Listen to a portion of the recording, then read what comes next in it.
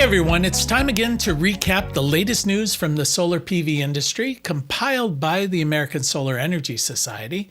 I'm Jay Warmke with SolarPVTraining.com, and this is what's happening in the wonderful world of solar for the week of October 5th.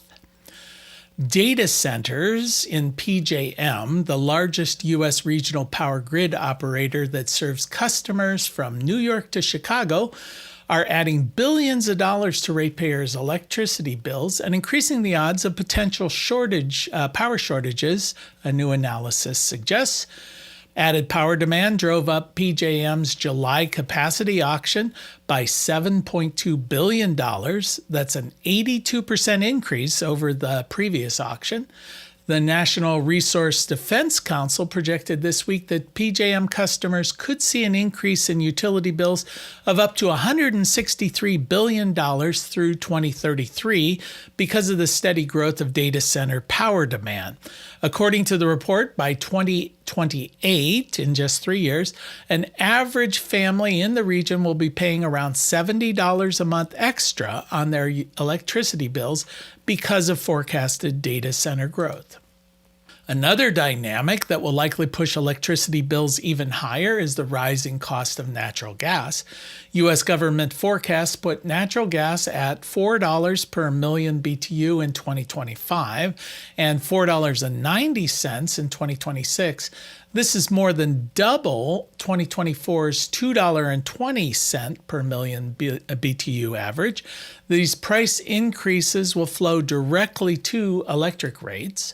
Natural gas prices are rising due to an increasing global demand, driven by high liquid natural gas exports to Asia and Europe, and strong domestic consumption for electricity, especially for data centers. This surge in demand is outpacing supply growth, leading to lower natural gas storage levels. Currently, natural gas is the fuel source for about 40% of all U.S. electrical generation. It is estimated that a doubling of the cost of gas will add between 3 and 6 cents per kilowatt hour to most residential electric bills.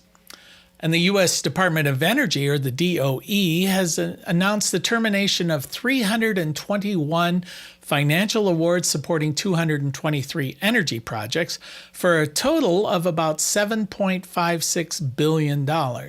Analysts have noted that these cancellations appear to be politically motivated, as all of the projects that were defunded were in states that voted for former Vice President Kamala Harris in the 2024 election.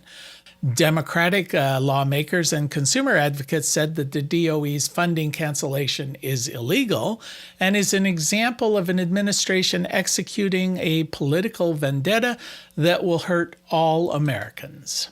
Contractors across the country are anticipating that the government shutdown that went into effect last Wednesday will have a lasting impact on energy construction projects already underway. The stoppage will freeze construction immediately on federal sites.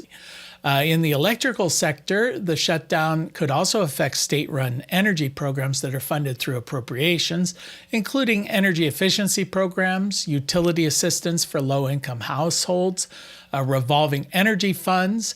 It could also slow or halt the approval or oversight process for new energy infrastructure that may not be directly funded by the federal government.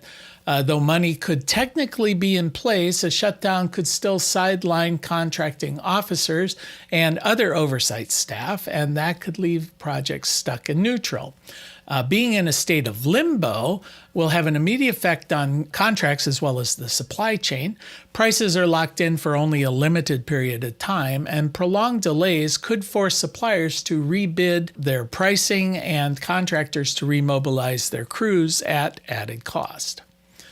A review of data released by the Federal Energy Regulatory Commission, or FERC, reveals that the combination of wind and solar accounted for 90% of new electrical generating capacity added to the grid in the first 7 months of 2025. In July, solar alone provided 96% of new capacity, making it the 23rd month in which solar has led among all new energy sources. It should be noted that FERC data only reports utility-scale projects and that rooftop solar on homes and businesses are not included. It's assumed that rooftop solar makes up about 25% of new generating capacity. The 432 units of utility-scale solar added during the first 7 months of 2025 total just over 16 gigawatts and were almost 3/4 of the total new utility-scale capacity placed in service from all sources.